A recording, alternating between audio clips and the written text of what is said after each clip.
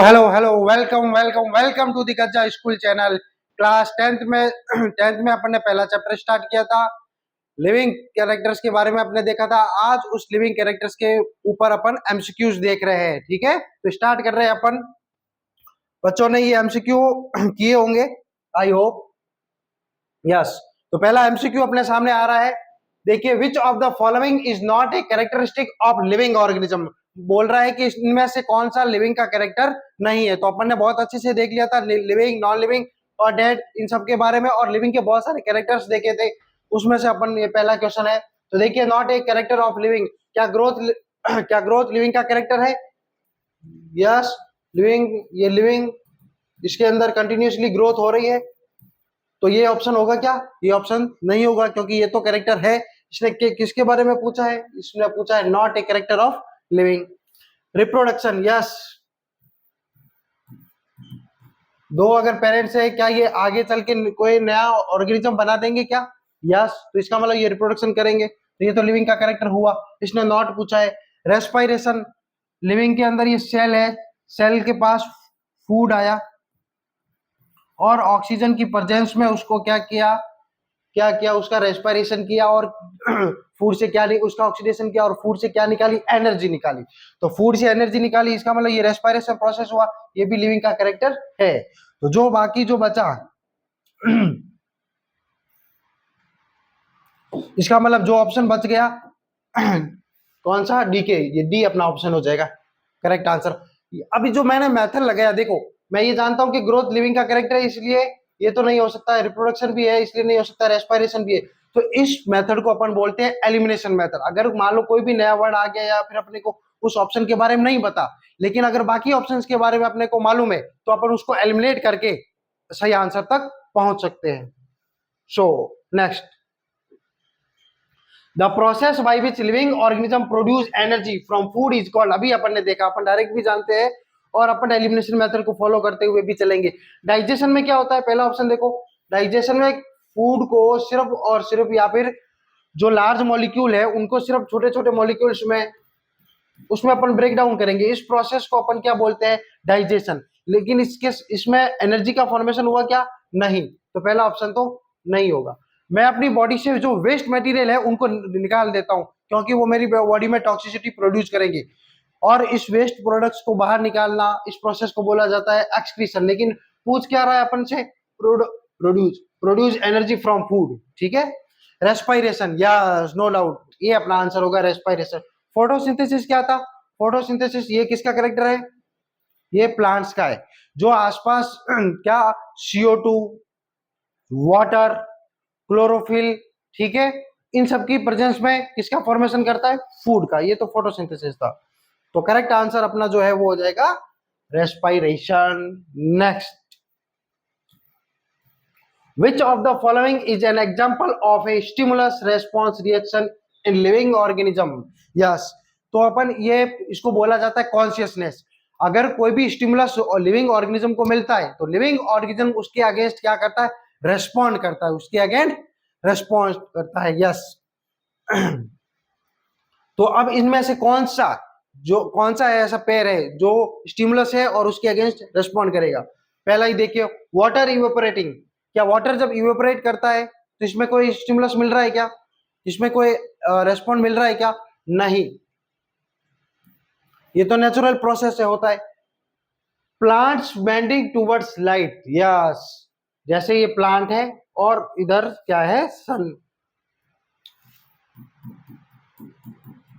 तो इसमें प्लांट क्या करेगा बेटा? इसमें ये प्लांट इस सनलाइट की तरफ क्या हो जाएगा? बेंड हो जाएगा। ठीक है, तो देखो स्टिमुलस कौन है? स्टिमुलस जो है वो है सनरेज या सनलाइट, सनरेज या फिर सनलाइट। और इसने रेस्पॉन्ड क्या किया? वो उसकी तरफ क्या हो गया? बेंड हो गया। प्लांट क्या हो गया? बेंड हो गया। ओके, तो ये अपना आंसर होगा। करेक्ट आंसर इस क्या है? जिसमें अपने को स्टिमुलस भी मिला, ठीक है, और प्लांट ने रेस्पॉन्ड भी किया। जब ये दो प्रोसेस साथ में होंगे ना, तब जाके अपन बोलेंगे यस कॉन्शियसनेस या फिर stimulus response reaction. Got it. Next, the ability to maintain a stable internal environment is called. इसको अपन ने बोला था होम्योस्टेसिस। जिसमें क्या होता है कि अपन अपनी बॉडी का जो इंटरनल इन्वायरमेंट है उसको मेंटेन रखते हैं। जैसे अगर अपनी बॉडी का इंटरनल टेम्परेचर अपनी बॉडी का जो टेम्परेचर है वो 37 डिग्री सेल्सियस है, तो अपन इसको मेंटेन रखते हैं। अगर इसमें अपन बोलते हैं कि थोड़ा बहुत 19-20 हो जाए, कि मान लो 37 से 35 हो जाए या 39 हो जाए तो क्या होगा? लेकिन ऐसा नहीं, अगर थोड़ा सा भी चेंज हुआ ना, अगर 1-2 डिग्री सेल्सियस, तो अपनी बॉडी में क्या अपन क्या बीमार पड़ जाएंगे, ठीक है ना। तो ये नेचुरल नहीं है। तो इसको बोला जाता है होम्योस्टेसिस। Yes, got it. क्या अपन इन बाकी ऑप्शंस को देख सकते हैं? इस फोटोसिंथेसिस में क्या था? इसमें अपन किसका फॉर्मेशन कर रहे थे? प्लांट। किसका फॉर्मेशन कर रहा था? फूड। क्या इसने फूड के बारे में पूछा? नहीं। मेटाबॉलिज्म क्या होता था? जो भी अपने अंदर प्रोसेसेस हो रहे हैं उनको बोला जाता था मेटाबॉलिक रिएक्शंस या मेटाबॉलिज्म। इवोल्यूशन क्या होता है? ऑर्गेनिज्म सबसे पहले कैसा था? यूनिसेल्युलर था। फिर बाद में कैसा हो गया? वो मल्टी सेल्युलर हो गया। तो क्या इसकी बात हो रही? क्या नहीं। लेकिन ये किसके बारे में पूछ रहा है? Stable internal environment. तो वो बचा ऑप्शन कौन सा? Homeostasis. Next, which characteristic is unique to living organism? Unique character पूछा है लिविंग के लिए। तो देखिए, क्या ग्रोथ लिविंग में होती है? यस। क्या मूवमेंट होता है? बिल्कुल। मैं लिविंग हूं, मेरे अंदर लगातार मूवमेंट चल रहा है। मेटाबॉलिज्म, यस, मेरे अंदर बहुत सारे मेटाबॉलिक रिएक्शंस हो रही है। जो भी लाइफ प्रोसेसेस थे उनको मैं मेटाबॉलिक रिएक्शंस भी बोल सकता हूं। तो इसका मतलब करेक्ट आंसर क्या हो जाएगा? यूनिक कैरेक्टर मतलब ऑल ऑफ दी, मतलब सारे के सारे यूनिक कैरेक्टर, मतलब सारे के सारे कैरेक्टर किसके हैं? लिविंग के। नेक्स्ट, आप अपना आंसर कमेंट बॉक्स में देते रहना। Yes, excretion in living organism refers to. Excretion में अपन क्या करते हैं? मेरे को ये बताओ, क्या अपन प्रोड्यूसिंग एनर्जी करते हैं क्या? ये कौन सा कैरेक्टर था? ये तो कौन सा था? रेस्पिरेशन, जिसमें अपन किसका फॉर्मेशन करते थे बेटा? फूड से, फूड का ऑक्सीडेशन करके एनर्जी निकालते थे। तो लेकिन इसने क्या पूछा है? एक्सक्रीशन। ठीक है। Removing of waste materials, yes, अपनी बॉडी में जो वेस्ट मटेरियल बन रहे हैं उनको अपन अपनी बॉडी से बाहर निकाल रहे हैं, उस प्रोसेस को अपन क्या बोलते हैं? एक्सक्रीशन। तो अपना करेक्ट आंसर तो आप समझ ही गए होंगे, कौन सा? बी है। ठीक है। डाइजेस्टिंग फूड, फूड का डाइजेशन करना, ये तो डाइजेशन हो गया।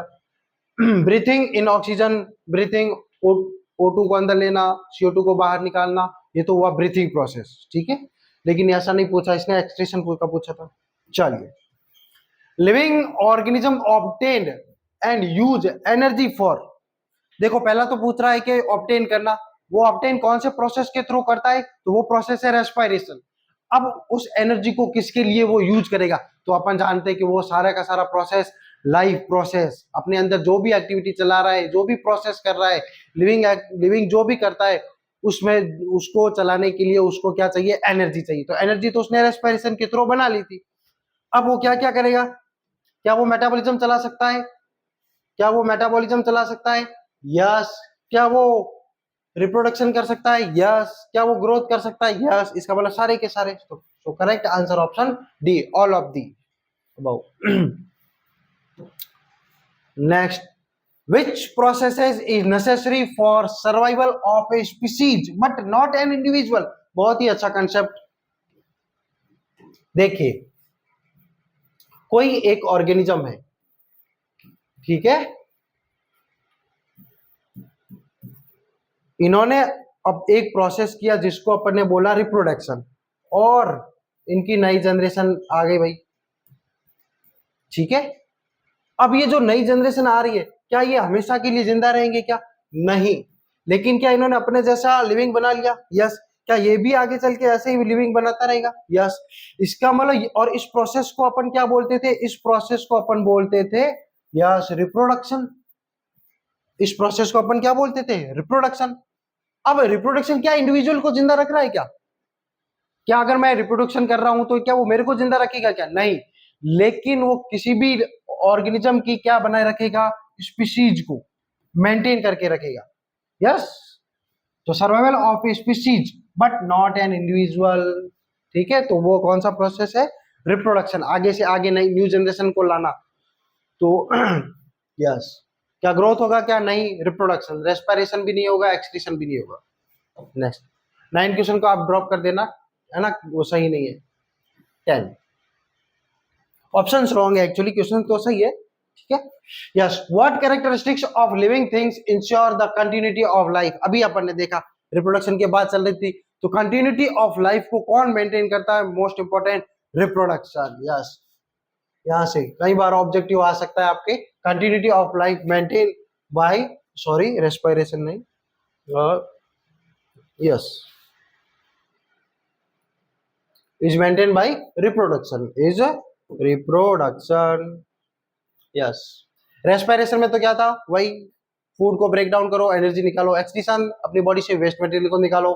मूवमेंट, ये लगातार चलना, मूवमेंट करना, ठीक है। Okay, next, which characteristics help organism adapt to their environment over time? Yes, जो ऑर्गेनिज्म है वो, देखो जब से लाइफ आई है और उस टाइम से जो ऑर्गेनिज्म थे, चाहे वो यूनिसेल्युलर थे चाहे कैसे भी थे, लेकिन एनवायरनमेंट कैसा होता है मेरे को ये बताओ। एनवायरनमेंट कंटिन्यूअसली क्या होता रहता है? चेंज। एनवायरनमेंट कंटिन्यूअसली क्या होता रहता है? चेंज। और उस चेंजिंग एनवायरनमेंट में ऑर्गेनिज्म अपने आप को क्या करता है? अडेप्ट करता है, अपने आप को अडेप्ट करता है इस प्रोसेस, ताकि वो क्या है, इन्वायरमेंट एंड ऑर्गेनिज्म के साथ इंटरेक्ट करता रहे और अपने आप को लिविंग बनाए रखे, ठीक है। तो इस प्रोसेस को अपन बोलते हैं इवोल्यूशन। क्या बोलते हैं? Yes, evolution. ग्रोथ था क्या? नहीं, ग्रोथ तो ऑर्गेनिज्म बड़ा हो रहा है, साइज इंक्रीज हो रहा है, नंबर इंक्रीज, ये नहीं, इवोल्यूशन। इंटरनल एनवायरनमेंट को मेंटेन करना, ये तो क्या था? होम्योस्टेसिस था, लेकिन यहाँ पर होम्योस्टेसिस की बात नहीं हो रही है। रिप्रोडक्शन, न्यू जनरेशन को लाना, न्यू ऑर्गेनिज्म को डेवलप करना, रिप्रोडक्शन। इवोल्यूशन, यस, इवोल्यूशन था। तो इवोल्यूशन में क्या होता है? ऑर्गेनिज्म अपने आप को क्या करता है? Adapt to their environment over time. अपने अपने एनवायरनमेंट, टाइम के साथ साथ एनवायरनमेंट के साथ क्या होता रहता है? अडेप्ट होता रहता है, इवोल्यूशन। अच्छा क्वेश्चन था। Next, living organism respond to stimuli, which is an example of a stimulus. देखो ऑर्गेनिज्म स्टिमुलस के अगेंस्ट क्या करता है? रेस्पॉन्ड, जिसको अपन ने क्या बोला था, अपन हायर क्लासेस में उसको कॉन्शियसनेस बोलेंगे। अब इस क्वेश्चन में पूछ रहा है कि इनमें से कौन सा स्टिमुलाई है या फिर स्टिमुलस है? Example of stimulus. अगर वो स्टिमुलस होगा तो लिविंग उसके अगेंस्ट क्या करेगा? यस, लिविंग उसके अगेंस्ट क्या करेगा? रेस्पॉन्ड करेगा। मेरे को ये बताओ, अगर आयरन में रस्टिंग हो रही तो लिविंग उसमें कोई रेस्पॉन्ड करेगा क्या? मेरे को क्या पता कि दुनिया के किसी कोने में आयरन में रस्टिंग हो रही है, ठीक है। स्टिमुलस क्या हो सकता है क्या वो मेरे लिए स्टिमुलस? नो। आइस मेल्ट हो रही है, कहीं पर आइस मेल्ट हो रही है, आपके घर में आइस मेल्ट हो रही है, क्या मैं उसके उसमें क्या मैं या कोई प्लांट कोई रेस्पॉन्ड करेगा? नहीं। वाटर बॉईल हो रहा है, क्या इसमें कोई प्लांट रेस्पॉन्ड करेगा क्या? नहीं। इसका मतलब ये तीनों के तीनों क्या नहीं है? स्टिमुलस नहीं है, लिविंग के लिए नहीं है।